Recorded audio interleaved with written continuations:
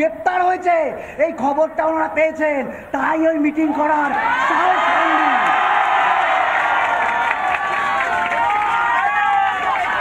আমরা বলে দিতে চাই, আমরা প্রথম থেকে যে বলছি যে তথ্য প্রমাণ লোপাটের চেষ্টা হয়েছে, আমাদের যে 5 দফা দাবি যার জন্য আমরা রাত দখলের ডাক দিয়েছিলাম, সেটা প্রত্যেকটা সত্যি আজকের এই গ্রেপ্তারি প্রমাণ করে দেয়।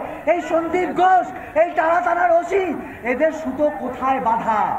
এই স্বাস্থ্য ভবন, এই বিনীত গোয়েল পুলিশ কমিশনার, তাদের যে পদত্যাগের দাবি, এই যে ডিএমই ডিএইচএস হেলথ সেক্রেটারি পদত্যাগের দাবি, প্রত্যেকটা যে ন্যায্য আজকে প্রমাণ হয়ে গেল আবার করে। এবং আমরা বলে দিতে চাই, আজকে 35 দিন ধরে আমরা বিচারের জন্য রাস্তায় আছি। আরো